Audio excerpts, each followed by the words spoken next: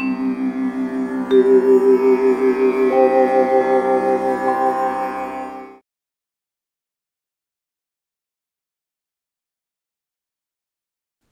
Traders, how are you? I hope आप सब कुशल मंगल हो।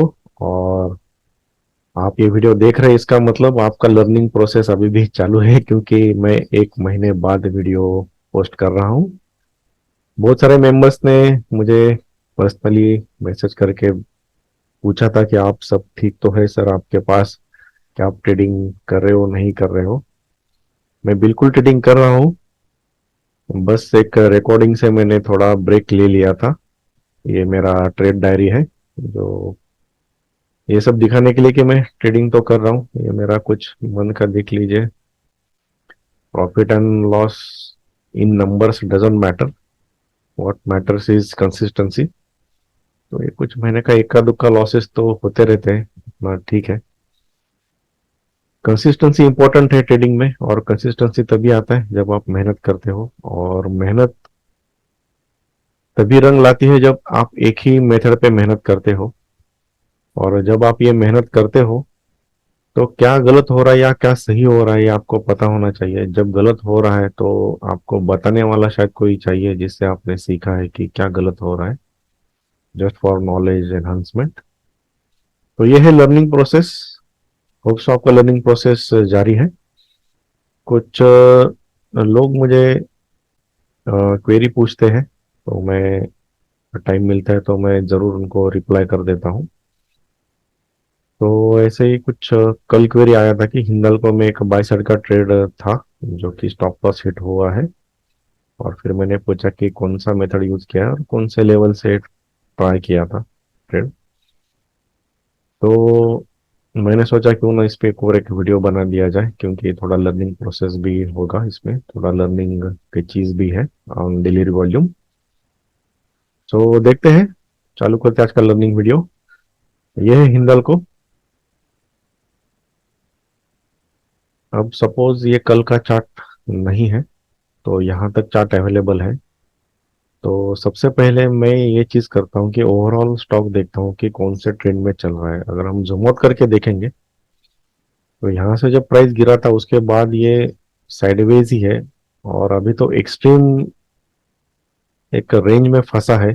इस ट्रेंड में ये फंसा है। तो कुछ कन्विंसिंगली हम बोल नहीं सकते कि बाय करना है या सेल करना है। अगर मैं यहाँ से ट्रेंड लाइन डालूं तो ऊपर से रेजिस्टेंस ले रहा है, और यहाँ से ट्रेंड लाइन ड्रॉ करो तो नीचे से सपोर्ट भी ले रहा है, मतलब ये फंसा हुआ स्टॉक है।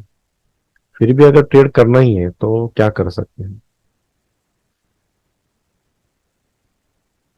तो अगर वीकली चार्ट हम देखेंगे तो ये था प्रीवियस वीक का हाई। अब इसका ब्रेकआउट दिख रहा है, तो डेली में हम चेक करेंगे।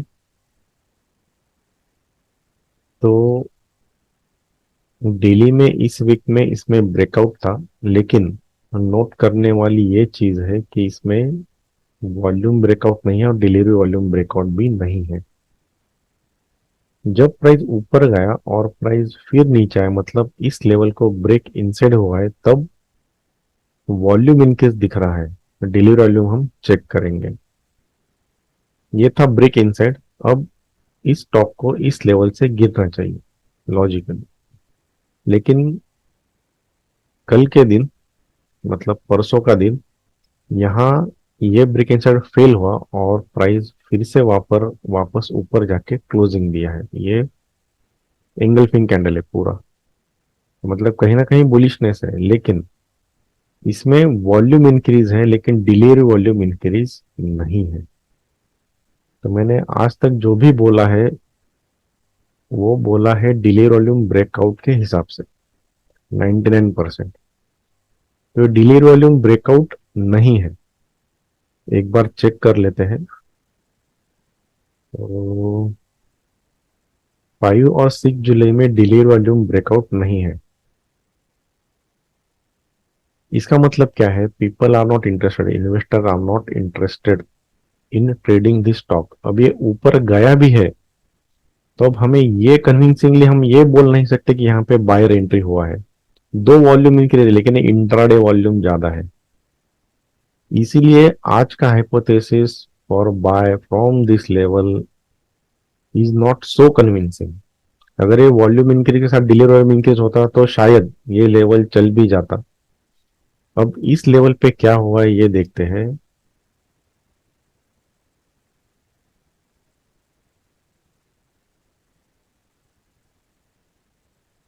इस लेवल पे स्टॉक आया, यहाँ पे टू रेड टू ग्रीन बना, ऊपर जाने की कोशिश की, यहाँ पे बाय एंट्री बनती थी, यहाँ पे स्टॉप लॉस होता था, ऊपर जाने की कोशिश की और स्टॉप लॉस हिट हो चुका है। या तो इस लेवल से बाय होता फिर भी स्टॉप लॉस हिट होता था।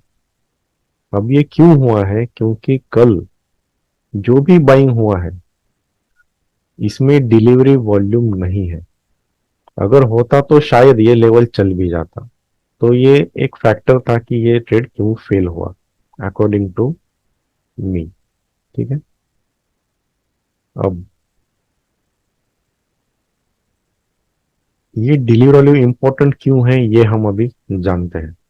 नाउ बेसिकली डिलीवरी वॉल्यूम होता क्या है? Delivery volume is total volume of the day minus intraday volume. अब जो इंट्राडे वॉल्यूम है वो है इंट्राडे ट्रेडर्स का, जिनको कोई लेना देना नहीं कि लॉन्ग टर्म में ये क्या कर रहा है, स्टॉक ऊपर जाएगा नीचे जाएगा। लेकिन ये डिलीवरी वॉल्यूम है जो होता है डीपी से, मतलब इन्वेस्टर या पोजिशनल ट्रेडर हम बोलते हैं। या तो कोई बेच के चला जाए या कोई घर लेके चला जाए, मतलब डीपी में लेके जाए फॉर पोजिशनल ट्रेडिंग के लिए। इसलिए ऐसा एजम्पशन है कि अगर डिलीवरी वॉल्यूम बढ़ता है कंपेयर टू लास्ट डे, इसका मतलब more investor are interested in this stock either buying or selling. इसलिए इंपॉर्टेंट होता है, ये एक एजम्पशन है। अब अगर हम ये एज्यूम करें कि इस कैंडल में with increasing volume and delivery volume selling हुआ है, मतलब यहाँ पे इन्वेस्टर आए हैं, तो इस डे यहां से सेलिंग हो सकता था। एकदम बिल्कुल सही हाइपोथेसिस है और हो भी सकता था। अब हम ये देखेंगे कि आज तो अगर ट्रेड नहीं होता था बाय साइड, वो गलत था क्योंकि डिलीवरी में इंक्रीज नहीं था, तो कल अगर ट्रेड बनता था क्या सेलिंग में, वो हम देखेंगे। तो परसों हम जाएंगे। तो परसों ये डिलीवरी वॉल्यूम ब्रेक इनसाइड हुआ है इसी लेवल से। अब हम देखेंगे कि इस दिन मतलब 6 तारीख को कुछ ट्रेड बनता था क्या सेलिंग में इस दिन।